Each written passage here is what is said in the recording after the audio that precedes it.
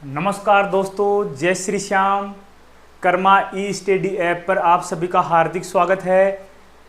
दोस्तों, हमने राजस्थान सामान्य वित्तीय व लेखा नियम की जो पुस्तक है उसमें नियम संख्या 50 तक अध्ययन कर लिया है, जिसमें राशियां किस माध्यम से प्राप्त होंगी, किस रूप में प्राप्त होंगी, कौन प्राप्त करेगा, क्या क्या रिकॉर्ड संधारित करेगा, ठीक है। साथ में चालान कैसे जमा कराएंगे, इलेक्ट्रॉनिक माध्यम से कराएंगे या मैनुअल दस्ती माध्यम से करवाएंगे, कोषागार की क्या जिम्मेदारियां होंगी, बैंक की क्या जिम्मेदारी होंगी, ठीक है। उनको किस तरह कस्टडी में रखा जाएगा, किसको क्या क्या दायित्व है, उनका अध्ययन कर लिया था। अनुमान है मेरा कि आपको सभी आसानी से समझ में आ गया होगा। उसके बाद में अपन करते हैं नियम संख्या 51 से, ठीक है। यहाँ थोड़ा सा मिस्टेक थी, इसको सुधार लेना। ये क्या है, 50 है, ये क्या है, 50 है, 60 हो गया। अब चलते हैं नियम संख्या 51 में नगद शेष का सत्यापन। देखो, मैंने बताया था जो ऑफिस का कैशियर है, रोकड़िया है, वह रोजाना केस बुक का क्या करेगा, संधारण करेगा। केस बुक का संधारण करेगा, उसमें लिखेगा कि आज कितना केस बचा हुआ है, कितना केस नगद है। तो रोजाना केस बुक लिखेगा, रोजाना केस बुक खोली जाएगी, रोजाना केस बुक क्या होगी, बंद होगी। केस बुक में सभी नकदी लेन देन, ठीक है, तथा मुद्रा में जो आने वाली सामग्रियां हैं, चेक हैं, उन सब का उल्लेख होगा, ठीक है। तो जो कार्यालय अध्यक्ष होता है उसकी जिम्मेदारी दी गई है कि वह उस केस बुक का सत्यापन करेगा, बीच बीच में उसको चेक करेगा, उसके नकदी शेष का सत्यापन करेगा। साथ में कार्यालय के जो अकाउंट्स पर्सन है, जूनियर अकाउंटेंट है या अन्य अकाउंट्स पर्सन है, वह क्या करेगा, उसको जांच करेगा। कार्यालय अध्यक्ष की जिम्मेदारी है कि वह महीने में एक बार अवश्य चेक करेगा, साथ में एक बार आकस्मिक रूप से भी जांच करेगा महीने में, ठीक है। तो वही है। तो प्रत्येक माह के अंत में, माह के जैसे अंत होगा उसमें कार्यालय अध्यक्ष रोकड़ पुस्तिका और अन्य अभिलेख हैं उनमें नगद शेष को क्या करेगा, सत्यापित करेगा कि नगद शेष जो बच रहा है केस बुक में वो सही है या नहीं है। आप घबराओ मत, केस बुक याद रख लो एक बार के लिए। आपके सब्जेक्ट में अलग से केस बुक है, अकाउंटेंसी में वहाँ पढ़ेंगे। अभी के लिए आप ध्यान रखो, केस बुक में भी जो भी रोकड़ प्राप्त होती है, चेक प्राप्त होते हैं, उनका उल्लेख किया जाता है, ठीक है। अब अपने पास कितना नगद बच रहा है, बैंक में कितना है, उन सब का उल्लेख इसमें होता है, ठीक है। और उस पर हस्ताक्षर करेगा, मैं दिनांक के साथ करेगा। कार्यालय अध्यक्ष माह में एक बार आकस्मिक जांच भी करेगा, कभी भी आकस्मिक जांच कर सकता है। रोकड़ पुस्तिका एवं अभिलेख में नगद शेष का सत्यापन करेगा कि नगद शेष क्या बचा हुआ है, रोकड़ सत्यापन उनका क्या करेगा, सत्यापन करेगा। और प्रमाण पत्र पर मैं दिनांक क्या करेगा, हस्ताक्षर करेगा। निदेशालय निरीक्षण विभाग की टीम तथा अपने खुद के विभाग में, जैसे महिला बाल विकास में कार्यालय है ब्लॉक लेवल का, CDP ऑफिस होता है, ठीक है। महिला बाल विकास अधिकारी का ऑफिस है, बाल विकास परियोजना अधिकारी का ऑफिस होता है, उसके ऊपर होता है उप निदेशक ऑफिस होता है जो जिला लेवल पे होता है। तो ऐसे ऑफिस बने हुए हैं। तो उन ऑफिसों के, जैसे ब्लॉक लेवल का ऑफिस है, उसका ऊपर वाले ऑफिस जिला स्तरीय, संभाग स्तरीय या राज्य स्तरीय जो ऑफिस होते हैं, वह क्या कर सकते हैं, जांच कर सकते हैं, कभी भी आकर रिकॉर्ड देख सकते हैं, ठीक है। तो उनके द्वारा है। उसके अलावा निरीक्षण विभाग की टीम भी जांच कर सकती है। तो विभाग के में पदस्थापित, अपने खुद के विभाग में अन्य कार्यालयों में पदस्थापित लेखाधिकारियों और अधिकारियों द्वारा भी नगद शेष का सत्यापन किया जाएगा। साथ में यह सुनिश्चित किया जाएगा कि अत्यधिक शेष न रहे, आपके पास अत्यधिक नगद न रहे। निधियां तुरंत भुगतान करने के लिए कोषागार में आहरित की गई हैं। अगर आपने कोषागार से राशि निकाल ली और उसको रख रखा है, वह गलत है। अगर किसी को भुगतान करना है तो ही आहरित की गई है या नहीं की गई है, तथा राशि को रोका नहीं गया है। अगर किसी को भुगतान करना है तो उसको अविलंब भुगतान करना है। अगर कोषागार में जमा करना है तो उसको तुरंत जमा कराना है, उसको रोके नहीं रखना है।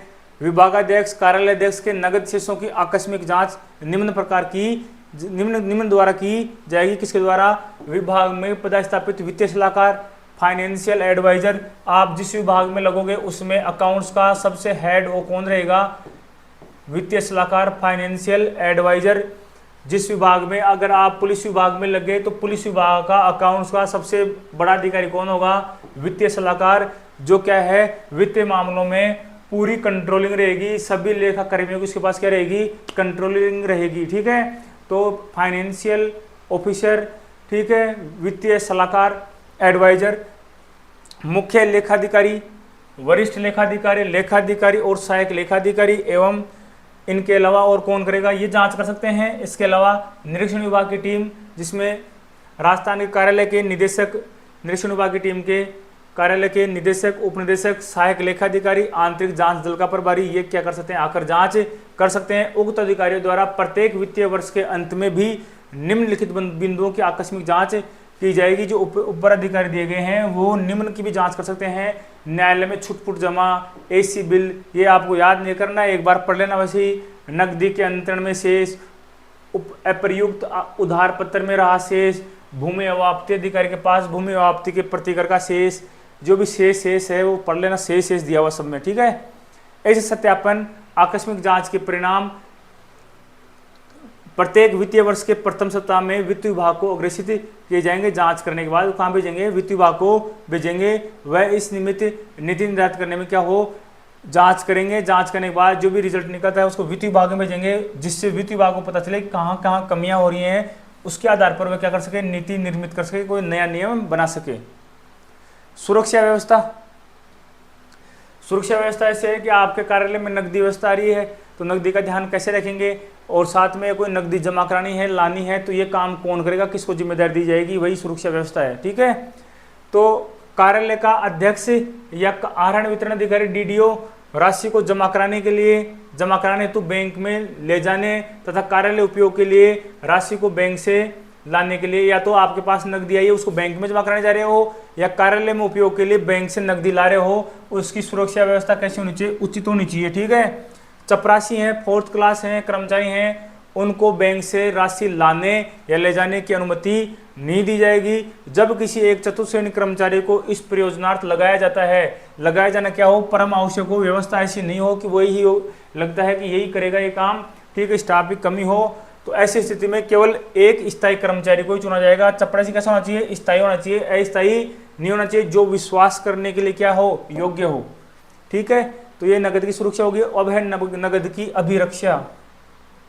अभिरक्षा का मतलब है नगद तो आप लाने ले जाने जा रहे हो, तो उसमें तो आप चपरासी के अलावा अन्य व्यक्ति हैं। मुख्यतः ये काम किसका है, यह मुख्यतः काम कैशियर का है, रोकड़िए का है, वही लगातार ऑफिस के लेन देन बैंक के माध्यम से करेगा। ठीक है, लेकिन मान लो अगर कार्यालय में ऐसी कोई व्यवस्था नहीं बन पा रही है तो किसी चपरासी को, फोर्थ क्लास व्यक्ति को भेज सकते हैं परम आवश्यकता होने की स्थिति में, लेकिन वह इस कार्य के लिए क्या हो, योग्य हो, अधिकारी को विश्वास होना चाहिए, तब भी उसको भेजा जाए। ठीक है, अब है नगद। आप नगद तो लिए, नगद की रक्षा कैसे करोगे, वो है कार्यालय में नगद लेके आ गए या नगद प्राप्त होगी, उसकी रक्षा कैसे करोगे, उसके लिए है इसमें इसके पश्चात यथा उपबंधित सिवाय सरकारी राशि जो किसी, ये लाइनें कोई मतलब की नहीं होती हैं, जो सरकारी राशि जो किसी कोषागार या बैंक के अभिरक्षा में नहीं है। अगर सरकारी कार्यालय की जो कोई राशि है अगर कोषागार में रख दिया या बैंक में रख दिया, उसकी सुरक्षा करने की जरूरत नहीं है। ठीक है, अगर इनमें नहीं है तो क्या होगी, कार्यालय में एक तिजोरी रखी जाएगी जिसमें अलग अलग पैटर्न के 2 ताले होंगे, अलग अलग प्रकार के ताले होंगे। एक तो जैसे मान लो चौकोर ताला है, एक कैसा है, गोल ताला है। ठीक है, ऐसे अलग अलग प्रकार के ताले होंगे। उस ताले की सभी चाबियां एक ही व्यक्ति के अभिरक्षा में रखी जाएंगी। अगर ऐसा ताला है, इस ताले की सभी चाबियां एक अधिकारी के पास, इस तरह प्रकार के ताले की चाबी एक अधिकारी के पास रखी जाएगी। ठीक है, जैसा कि सामान्य नियम है, एक ताले की सभी चाबियां दूसरे ताले की चाबियों से अलग, जहां व्यवहार हो, अलग व्यक्ति कस्टडी में रखी जाएगी। मतलब 2 ताले, ये मान लो तिजोरी है, तिजोरी में 2 ताले लगेंगे, एक ताला ये हो गया और एक ताला जैसे मान लो ये है, ये तो इस ताले की सारी चाबियां अगर कैशियर के पास हैं तो इस ताले की सभी चाबियां किसके पास होंगी, डीडीओ के पास होंगी। ऐसे बांटा जाएगा। ठीक है, एक ही व्यक्ति के पास सारी चाबियां नहीं रहेंगी। इस ताले की सारी चाबियां डीडीओ के पास हैं तो इस ताले की सारी चाबियां कैशियर के पास, रोकड़े के पास रहेंगी। चाबियों के दोनों अभिरक्षक मौजूदा न हो।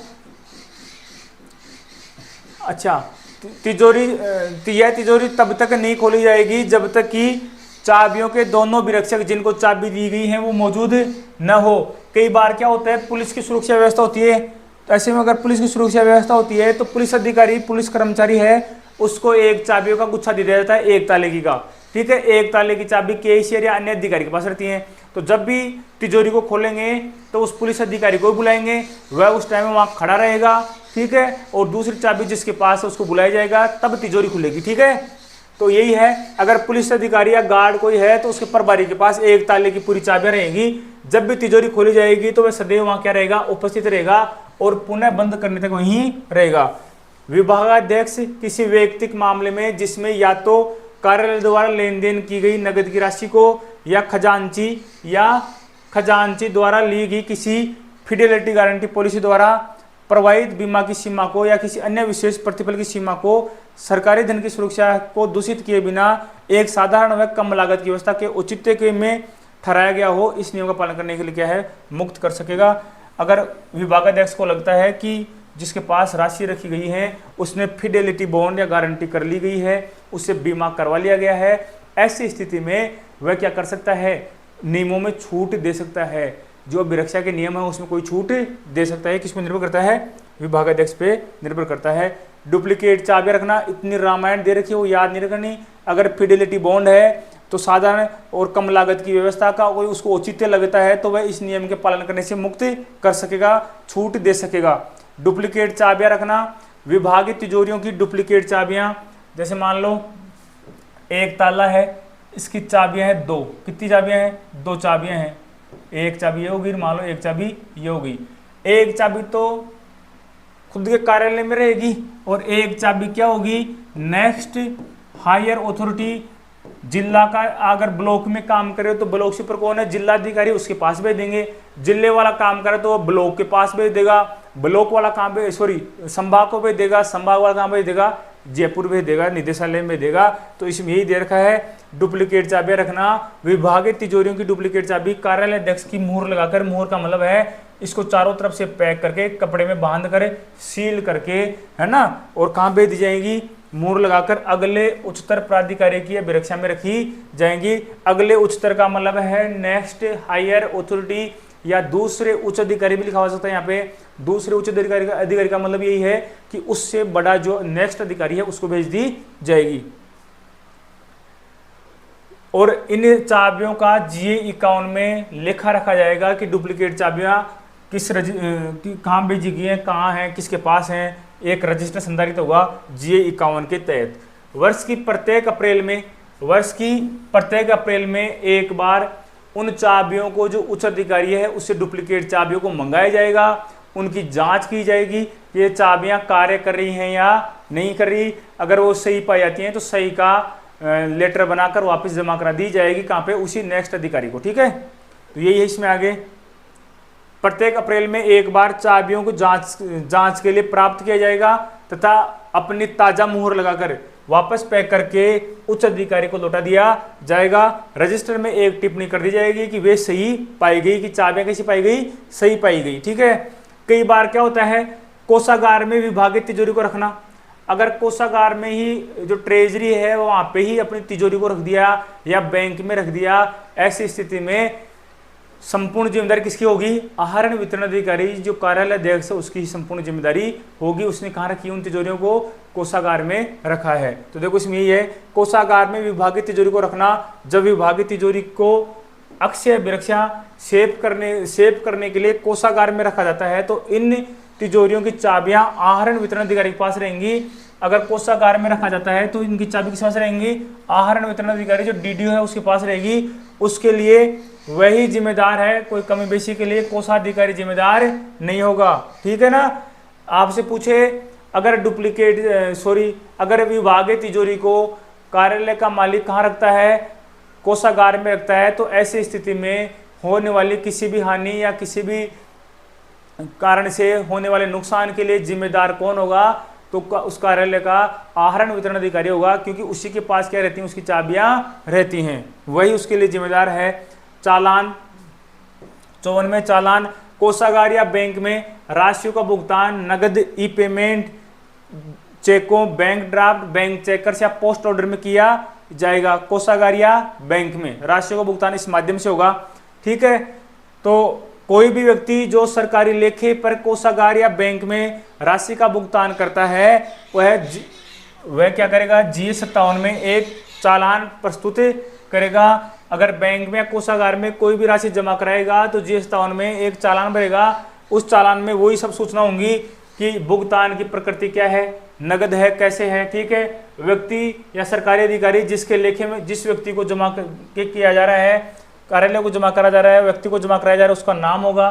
बदले में दी जाने वाली रसीद तैयार करने के लिए जहां आवश्यक हो सरकार संबंधित विभाग उसको आवंटन के लिए समस्त सूचनाएं ब्यौरा दिया जाएगा। मगर वो जमा कर रहा है तो GS57 है, उसमें संपूर्ण ब्यौरा रहेगा कि कैसे जमा हो रहे हैं, कहाँ से पैसे आए हैं, कौन जमा करा रहा है, किसको जमा करा रहा है, उनका सबका ब्यौरा होगा। तो आवश्यक समस्त सूचनाएं उसमें दी जाएगी।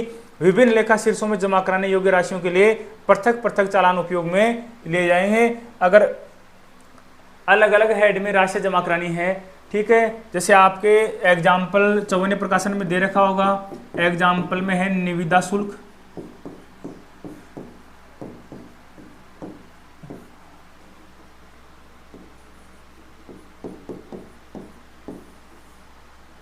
तो निविदा शुल्क है। अपन अगर टेंडर जारी करते हैं, आपको कोई सामान परचेज करना, मैंने बताया था निविदा क्या होती है, जो अपन ने GF&R में 19 नियम पढ़ा था, 18 और 19 संविदा के सिद्धांत, वो है। अगर आप किसी संविदा करते हो तो संविदा करने से पहले आपके इस प्रोसेस में जो पैसे लगे थे ना, आपने फॉर्म बनाया, डॉक्यूमेंट तैयार करे, आपने प्रोसेस करा, उसका शुल्क लेते हैं। तो जैसे मान लो 500 रुपये ले रहे हैं। और RISL है जो क्या काम करता है, आपको इलेक्ट्रॉनिक व्यवस्था उपलब्ध कराता है। आप अगर ई टेंडर जारी करते हो, इलेक्ट्रॉनिक टेंडर जारी करते हो तो उसकी पूरी व्यवस्था उपलब्ध कराता है। तो जैसे मान लो इसका 1000 रुपये इसका चार्ज है, ठीक है, और अन्य कोई चार्ज अगर लिया जा रहा है तो 1500 रुपये है। तो ये अलग हेड, ये अलग हेड में जमा नहीं होंगे, एक साथ ही निविदा से प्राप्त आय में के रूप में जमा हो जाएंगे। ये अलग से दे रखा है। बाकी कुछ अधिकतर राशियाँ क्या होंगी, अलग अलग हेड में जमा की जाएंगी। इनको छूट दी है निविदा वाले मामले में। चालानों की प्रतियां, चालान जनरली 2 कॉपी में, सामान्यतः चालान कितनी कॉपी में होंगे, 2। सामान्यतः चालान कितनी कॉपी में होंगे, 2 कॉपी में प्रस्तुत किए जाएंगे, ठीक है। नियम 56 में निर्दिष्ट परिस्थितियों से भिन्न परिस्थितियों में जब कोषागार में राशि भुगतान करने वाले व्यक्ति को संबंधित विभाग अधिकारी को चालान की एक रसीद प्रति राशि कोषागार में जमा कराने के प्रमाण पत्र की अपेक्षित हो तो चालान की प्रतियां कितनी होंगी, 3 होंगी। सिंपल सी भाषा समझो, ये तो थोड़ी क्लिष्ट भाषा है। अगर जो जमा करा रहे हैं ना, अगर अपन राशि, अगर कोई चालान जमा करा रहे हैं तो मैंने बताया 3 प्रतियां बनेंगी।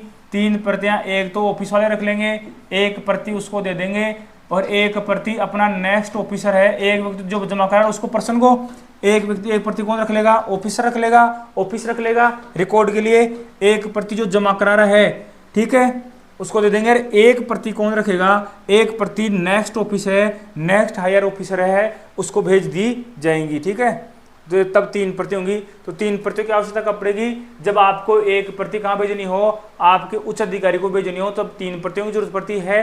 और वैसे सामान्यतः प्रति कितनी होती है, जरूरत कितनी पड़ती है, 2 की जरूरत पड़ती है। तीसरी प्रति विभागीय अधिकारी को प्रस्तुत करने के लिए चिन्हित की जाएगी। विभागीय अधिकारियों द्वारा चालान पर हस्ताक्षर जब उसी स्थान पर जिस स्थान पर भुगतान से संबंध रखने वाला व्यक्ति विभाग, जैसे मान लो कोई चालान आपको जमा कराने जा रहा है, मैंने बताया था कल भी आपको, अगर कोई व्यक्ति चालान का फॉर्मेट बनाकर कहाँ कराता है जमा, बैंक में कराता है जमा, ठीक है। वो पैसे जाने कहाँ हैं, वह पैसे जलदाय विभाग में जाने हैं, PHED में जाने हैं, जलदाय विभाग, ठीक है, PHED बोलते हैं, ठीक है, जलदाय विभाग में जाने हैं। ऐसे में क्या होगा, ये पैसे जलदाय विभाग में जाने हैं, तो अगर वह बैंक के माध्यम से अगर वह जयपुर में, ठीक है, जयपुर में मान लो, या मान लो जोधपुर में, कोटा में, या कहीं भी जिला मुख्यालय पे या ब्लॉक मुख्यालय पे जमा करा रहा है, ब्लॉक मुख्यालय पे जमा करा रहा है, तो ऐसी स्थिति में क्या होगा, जैसे ही वह ब्लॉक में जाएगा तो ब्लॉक में अगर इनका ऑफिस है जलदाय विभाग का, तो वह क्या करेगा, इस चालान की जो कॉपी है ना उनके पास ले जाएगा और वो चेक कर लेंगे कि चालान में जो राशि लिखी है वो सही है कि नहीं है, जहां जमा करानी है वहीं जाएगी कि नहीं जाएगी, और उसको देखने के बाद वह साइन कर देंगे।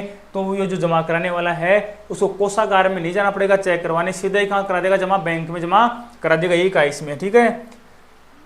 विभागीय अधिकारी द्वारा चालान पर हस्ताक्षर जब उसी स्थान पर जिस स्थान पर भुगतान से संबंधित रखने वाला वाला विभागीय अधिकारी का कार्यालय है, अगर जहां भुगतान किया जा रहा है वहीं पे क्या है विभागीय अधिकारी का कार्यालय है, तो कोषागार में किसी निजी व्यक्ति द्वारा अन्य व्यक्ति द्वारा राशि का भुगतान किया जाता है, तो चालान बैंक या कोषागार में प्रस्तुत करने से पहले ही उसे अधिकारी का हस्ताक्षर करा ले जाएंगे जिस अधिकारी के कार्यालय से संबंधित वो है। ठीक है, जिसके लिए लेखे में राशि जमा कराई जानी है। विभागीय अधिकारी चालान को जमाकर्ता को देने से पूर्व उसमें किए गए वर्गीकरण, ठीक है, उसमें राशि कैसे कैसे बांटी गई है, कितनी राशि है, उसको विशेष रूप से क्या करेगा, जांच करेगा। ऐसे चालान कोषाधिकारी के हस्तक्षेप के बिना ही सीधे बैंक में प्रस्तुत किए जा सकेंगे, क्योंकि इनको विभागीय अधिकारी ने पूरी तरह से चेक कर लिया है, उनका दायित्व बन रहा है। ऐसी स्थिति में वह कोषागार में नहीं जाकर सीधे ही बैंक में जमा करा लेगा। तो आप यहाँ समझ गए होंगे, अगर कोई ऐसा चालान हो जिसको जमा कराना हो, तो जैसे ही कोई निजी व्यक्ति बाहरी व्यक्ति जमा कराने जाएगा, तो जाने से पहले अगर उसी जहाँ वह जमा कराने जा रहा है वहीं पे ही अगर उसका उस विभाग का कार्यालय है, तो वहाँ कार्यालय में उस विभाग के अधिकारी से पहले उसको जांच करवा लेगा। जांच करने के बाद उसके साइन करा लेगा। जैसे ही वह साइन कर देगा तो वह बिना कोषागार में गए ही, बिना ट्रेजरी में गए ही सीधा कहाँ जमा करा सकता है, बैंक में जमा करा सकता है। चालानों के विशेष प्रपत्र, देखो जो चालान जमा कराते हैं उनके अलग अलग प्रपत्र बने हुए हैं। तो विभाग का दायित्व है कि आप पूरा चालान का फॉर्मेट है वो तैयार कर दो, कहाँ कहाँ जमा होने हैं, जुर्माने की राशि किस मामले में क्या है, उनका सबका उल्लेख उसमें हो जाए, जिससे वह राशि क्या है गलत जगह पे न जाए। तो ऐसे चालानों के प्रपत्र हैं वह विभाग द्वारा निःशुल्क वितरित किए जाएंगे। ठीक है, कृषि विभाग आयकर, बिक्री, यात्री कर, माल मनोरंजन, विज्ञापन कर, ये टैक्स हैं, ठीक है, के भुगतान के लिए प्रस्तुत चालानों के विशेष प्रपत्र के साथ जमा कराई गई राशि बैंक द्वारा प्राप्त की जाएगी। जमा कराई गई राशि कैसे बैंक द्वारा प्राप्त की जाएगी, जो भी चालान है ना, ये अलग अलग तरह के कर हैं, ठीक है, सरकार द्वारा प्राधिकृत अन्य बकायों के भुगतान के लिए प्रस्तुत चालानों के विशेष प्रपत्र के साथ जमा कराई जाएगी। उन सब का अलग अलग प्रपत्र होगा जिसमें राशि क्या कराई जाएगी, बैंक जमा कराई जाएगी, राशि बैंक द्वारा प्राप्त की जाएगी, चाहे ऐसे चालानों पर विभागीय अधिकारियों द्वारा हस्ताक्षर नहीं किए गए हों। ठीक है, सीधे ही बैंक से जमा करा सकते हैं, क्योंकि इसका एक अलग से फॉर्मेट पहले ही बना दिया विभाग ने, ये फॉर्मेट है, इसमें टिक लगा देना, राशि सीधी कहाँ जाएगी, वहाँ जाएगी। तो इन मामलों में विभागीय अधिकारियों के साइनों की जरूरत नहीं पड़ेगी, सीधे किसमें जा सकते हो, बैंक में जा सकते हो। चालानों के छपे हुए प्रपत्र, क्योंकि चालान में पहले छाप दिया कि अगर आपने कोई जुर्माना लग गया, पुलिस का हेलमेट का जुर्माना लगाया है, तो पुलिस क्या करेगी, हेलमेट के जुर्माने संबंधी टिक लगा देगी कि 6 नंबर में हेलमेट है, 500 रुपये का जुर्माना लगेगा। कितने का लगेगा, 500 का जुर्माना लगेगा, तो वो 500 रुपये आप टिक करोगे, वहाँ प्रपत्र पूरा बना हुआ सेट है, सीधे जमा हो जाएंगे, आपको दिखाने की जरूरत नहीं पड़ेगी, क्योंकि प्रिंटेड प्रपत्र आजकल प्रचलन में आ गए हैं। ठीक है, तो चालानों के छपे हुए प्रपत्र विभागीय अधिकारी कोषाधिकारी द्वारा कैसे वितरित किए जाएंगे, निःशुल्क वितरित किए जाएंगे, बिना पैसे के वितरित किए जाएंगे।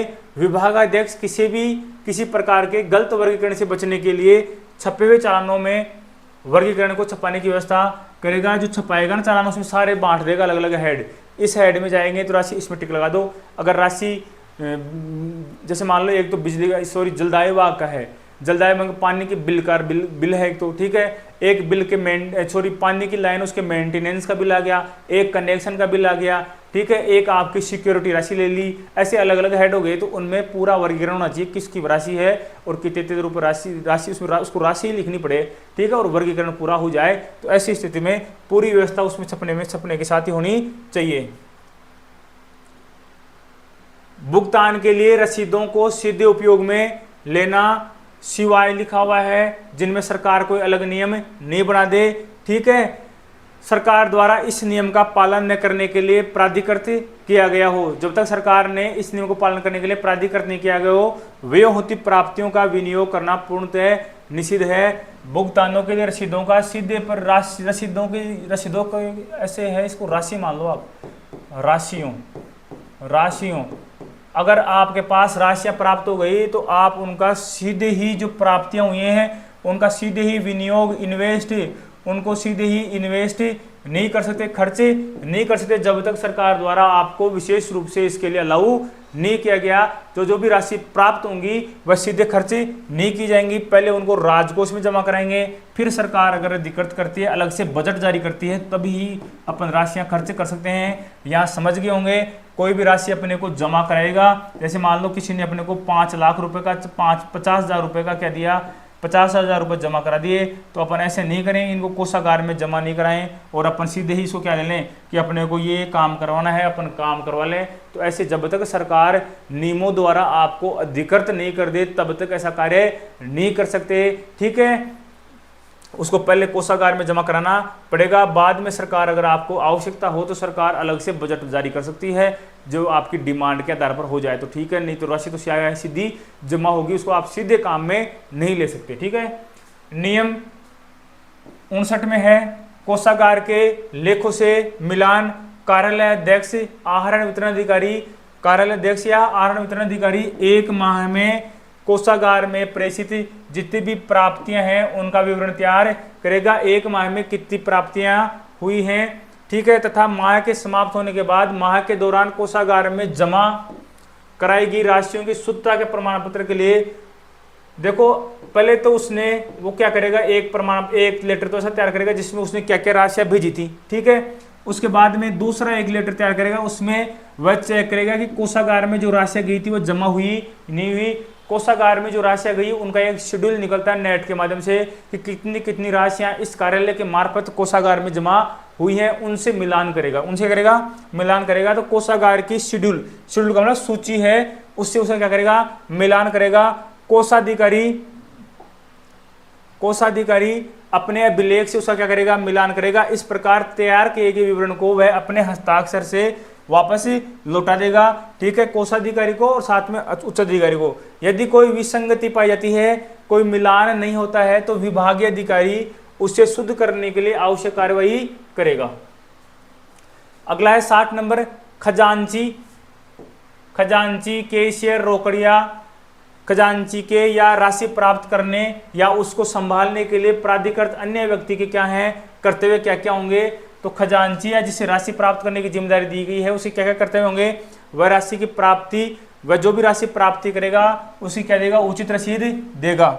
रसीदी चालान, वाउचरों, अन्य सहायक लेखा अभिलेखों से रोकड़ पुस्तिका में लेखांकन कर उसकी उचित अभिरक्षा और संधारण करेगा। जो भी रसीदें प्राप्त हो रही हैं, जो भी चालान प्राप्त हो रहे हैं, जो वाउचर आ रहे हैं, उनका लेखा तैयार करेगा, रोकड़ पुस्तिका में उनका क्या करेगा, उचित लेखांकन करेगा, साथ में उस रिकॉर्ड की अभिरक्षा भी करेगा और साथ में संधारण भी उचित रूप से करेगा। संधारण मतलब लिखना।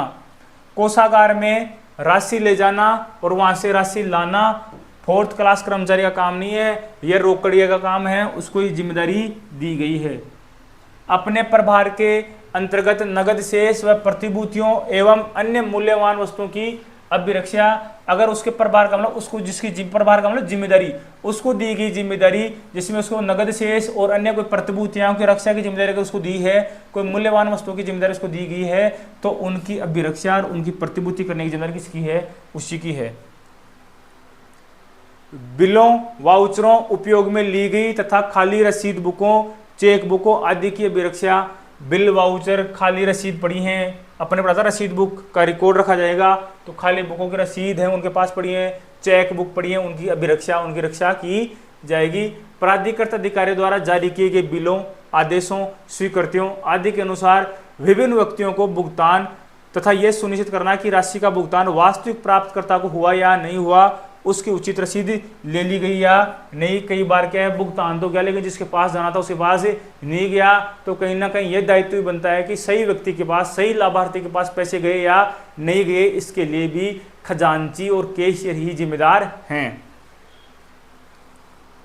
सेवा डाक टिकटों का लेखा उनको जारी करना। सेवा डाक टिकट मतलब पोस्ट अपन बाई पोस्ट को सामान भेजते हैं, उसके लिए अपन पोस्ट ऑफिस से क्या है, पहले ही क्या ले लेते हैं, एडवांस में डाक टिकट ले लेते हैं। जैसे जैसे खर्च करते हैं तो रजिस्टर में लिख दे जाते हैं, इतने रुपए की रसीद थी, अब इतनी बच रही है, अब इतनी बच रही है, इस मार्फत इतनी खर्च हो गई, तो उनका सारा रिकॉर्ड रखना, ठीक है, एवं उनको जारी करना। बिल प्रेषण पंजिका का संधारण, पहले देखो ट्रेजरी में बिल जाते थे,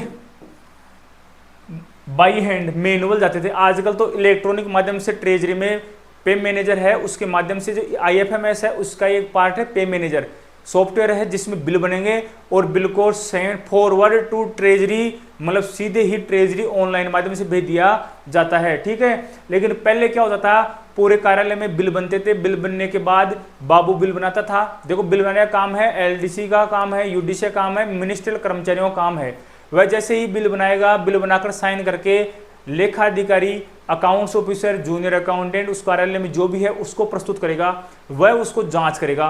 तो अकाउंटेंट का काम बनाना नहीं है, मेकर नहीं है, चेकर है। क्या है? चेकर है। तो आप भी चेकर बनने के लिए पहुंचे। राजस्थान अधीनस्थ लेखा सेवा में आपका हार्दिक स्वागत है। हमारे छोटे भाई बहन बनकर आप, हमारे दोस्त बनकर आप पहुंचे और इस केडर को मजबूती प्रदान करें। ठीक है, तो जैसे ही आपको बिल आएगा तो आप उसको क्या करोगे? चेक करोगे। आपका बनाने का काम नहीं है, आप तो मस्त होकर उसको चेक करो, कहीं गलती है तो उसको वापस भेज दो, आक्षेप लगाकर, ऑब्जेक्शन लगाकर कि फला फला बिल में ये गलती है, इसको उचित रूप से बनाकर पेश किया जाए। उसके बाद में वापस बिल बनकर आएगा, सही तरीके से बिल बनकर आता है तो आप साइन करोगे।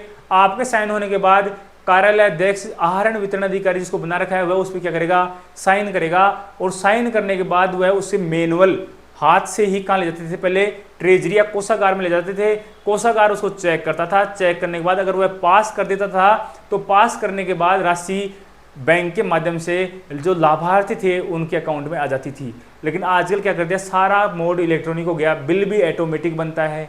ठीक है, सरकारी जो कार्यालय अध्यक्ष है उसकी क्या है, डोंगल बन गया, उसका ई-साइन बन गया। वो अपने जैसे पेन ड्राइव है ना, वैसे ही डोंगल है, वह लगाते ही अपने आप ही ऑटोमेटिक साइन हो जाते हैं। ठीक, और साइन होने के बाद सीधा ट्रेजरी में फॉरवर्ड कर दो। ट्रेजरी उसको चेक करती है, ट्रेजरी अगर पास कर देती है तो सीधे ही राशि बैंक के माध्यम से अकाउंट में आ जाती है। तो जब पहले अगर जब बिलों को मैनुअल लेके जाते थे, हाथ में लेके जाते थे, तो उस टाइम में एक रजिस्टर संधारित होता था, बिल प्रेषण पंजिका। बिल प्रेषण का मतलब बिल ट्रांजिस्टर रजिस्टर। उसमें क्या होता था, अपन बिल को हाथ में ले जाते थे तो उसमें ले जाने के बाद कोषागार में जमा कराते थे, ट्रेजरी में जमा कराते थे। जमा कराने के बाद उनके साइन करके ले आते थे कि हमने इतने रुपए का बिल आपके यहाँ पे जमा करा दिया। आजकल इसका ज्यादा उपयोग नहीं रहा है। कार्यालय व सामान की खरीद के लिए सरकारी कर्मचारी को दिए गए अग्रिम का समायोजन। अग्रिम का बता दिया मैंने। कार्यालय व्यय हेतु कई प्रकार की राशियां अग्रिम दे देते हैं। पहले ही 1500 रुपये अग्रिम दे दिए, खर्च किते हुए 1000 रुपये, तो 1000 रुपये का तो समायोजन कर लिया और 500 रुपये की उस कर्मचारी से कर लेंगे, वसूली कर लेंगे। ये हुई कि नहीं हुई? इन नियमों के अनुसार संवेतन सैलरी से अत्यधिक शेष राशि की वसूली करना। जो शेष राशि रह गई समायोजन जिसका नहीं हुआ उसकी सैलरी से उसकी क्या करना? वसूली करना। दैनिक रोकड़ पुस्तिका के इति शेष के संदर्भ में रोकड़ की वास्तविक जांच करना कि रोकड़ इति शेष का मतलब अंतिम शेष, अंतिम शेष क्या रहा, उसकी वास्तविक में अंतिम शेष सही है या नहीं उसकी जांच करना। नकदी संबंधी अन्य कोई कर्तव्य जो कार्यालय अध्यक्ष या आहरण वितरण अधिकारी उसको सौंपे वह सब करना किसकी जिम्मेदारी है? खजांची की जिम्मेदारी है। कार्यालय में कार्यरत कैशियर की जिम्मेदारी है, या नगद का लेन देन करने के लिए जिसको प्राधिकृत कर रखा उसकी जिम्मेदारी है। गंभीर टॉपिक नहीं है, आप जी जान बनाए रखें, मनोबल बनाए रखें और पढ़ते रहें, कोई दिक्कत नहीं है। नॉर्मल थोड़ी टेक्निकल सब्जेक्ट है, हल्की हल्की लैंग्वेज में कहीं कहीं आपके समस्या आ रही होगी तो घबराना नहीं है। आप तो पढ़ते रहो, पढ़ते पढ़ते अपने आप दिमाग में चीज़ें सेट हो जाएंगी, अधिकतर चीज़ें याद हो जाएंगी। अधिकतर चीज़ें क्या है, कंसेप्ट में बैठ जाएंगी। 2-3 बार पढ़ना पड़ता है, 2-3 बार पढ़ने के बाद किसी टीचर की भी जरूरत नहीं रहती है। थोड़ी गति से पढ़ें, ये रटे नहीं, एक बार ऐसे फास्ट पढ़ें कि आप रोजाना ऐसे फिक्स रखो कि मेरे को रोजाना आज के 40 पेज से करने हैं या 2 दिन में इस किताब को पूरा पढ़ना है, चाहे याद हो नहीं हो, जिससे आपको उस किताब का पूरा कंसेप्ट क्लियर आ जाएगा कि इस किताब में ये किताब क्या कहना चाहती है। ठीक है ना? तो ऐसे ही पढ़ना है, टारगेट बना के पढ़ना है कि आज इस बुक को पूरा करना है, चाहे याद हो न हो, हल्का हल्का दिमाग पूरा पॉजिटिव रखते हुए गति के साथ पढ़ना है। ठीक है? ज़्यादा जल्दी पढ़ोगे तो उसका नंबर वापस आएगा। जब किसी बुक का अगर बार बार नंबर आता है तो वो याद होती है, अगर आप धीरे धीरे पढ़ते हो तो उसमें सफलता की संभावना थोड़ी कम पड़ जाती है। कैसे? जैसे मान लो आपने ये बुक है, इसमें आपकी सभी बुकों में 150 पेज हैं, 150 पेज हैं, आपने ये टारगेट कर लिया है कि मेरे को ये पुस्तक 3 दिन में पढ़नी है, मतलब 50-50 पेज के हिसाब से पढ़नी है। तो आपने इस पुस्तक को पूरी पढ़ लिया, पूरी पढ़ोगे थोड़ा टेक्निकल है, मान लो 40-50% आपके समझ में आ गया। ठीक है? और 40-50% लगभग आपके याद भी हो गया। ऐसी स्थिति में इस बुक का वापस नंबर आएगा 5-7 दिन बाद में जब भी इसका बुक का नंबर आए तो आप उसको, जब 3 दिन में करे थे तो अब की बार आप इसको करने की कोशिश करो कि ये 1.5 दिन में ही हो जाए, ठीक है। फिर अगली बार जब इसका नंबर आए तो आप ये कोशिश करना कि आज तो इस किताब को मेरे को 1 दिन में पढ़ना है। यह संभव कैसे होगा? यह संभव ऐसे होगा कि पहली बार आप पढ़ो, तब उसके बाद में दूसरी बार जब पढ़ो तो आप इन्हीं लाइनों पे अंडरलाइन करना जो आपको आ रही नहीं है। आप उस पेज में उन्हीं जगह पे अंडरलाइन करना, उसी जगह पे अंडरलाइन करना बुक में जो आपको नहीं आ रही है। जो आपके समझ में आ रहा है उस रामायण को बार बार पढ़ने से मतलब नहीं है। जब समय आपके पास पूरा हो तो पढ़ सकते हो। बाकी यह है आप पेज को देखो और देखते ही आपको पहली दृष्टि में ये पता चल जाए कि इस बुक में तो ये चीज मेरे को नहीं आ रही। एक तो ये वास्तविक जांच करना, आपने नियम पढ़ा, नियम देखा कि खजांची के कर्तव्य क्या होंगे, तो आपने देख लिया खजांची क्या है, राशि को लेना, रिकॉर्ड को रखना, संधारण करना, ये सब काम राशि को ले जाना, ये फास्ट पढ़ लोगे। अभिरक्षा करना, किसकी अभिरक्षा करेगा? नगदगिरी नहीं करेगा, ठीक है। बाद में आपने देखा कि ये प्रेषण पंजिका है उसको भी करेगा, अग्रिम का समायोजन करेगा। तो इस पूरी लाइन को पढ़ने की जरूरत पड़ेगी क्या? आप पढ़ते समझ जाओगे, अग्रिम का समायोजन समझ गए, इति शेष रोकड़ पश्चिम का जो शेष उसको दिखेगा नहीं दिखेगा, ऐसे पढ़ना है लास्ट टाइम में आपको, ठीक है। तो आप अंडरलाइन इस तरह से करना। पहली बार में तो आप हल्का सा कोई पेंसिल से करो तो कर लेना, लेकिन दूसरी बार पढ़ो, मेरे पढ़ाने के बाद जब आप पढ़ो बुक को तो उसमें अंडरलाइन इस तरह से करना कि आप अगली बार जब बुक को पढ़ो तो आपको उस आपकी अंडरलाइन करी हुई लाइन को देखते ही समझ में आ जाए कि ये चीज़ थोड़ी खटक रही थी, इसको देखते मेरा पूरा इसका रूल याद हो रहा है, जिससे आपके पेजों की गति है ना वो बहुत फास्ट चलेगी। ये ही पढ़ने का सही तरीका है, यही पढ़ने का नया तरीका है, यही सफलता का माध्यम है और यही विधा है जिसके माध्यम से आप सफलता प्राप्त कर सकते हो। बाकी अन्य तरीके से आपको बहुत ज़्यादा मेहनत की जरूरत पड़ेगी। यह बहुत शॉर्ट और स्वीट तकनीकी है, इसी के माध्यम को अपनाओ, ठीक है। और लगातार पढ़ो, रुको मत, जितना समय मिले उसको काम में लो, ठीक है। धन्यवाद।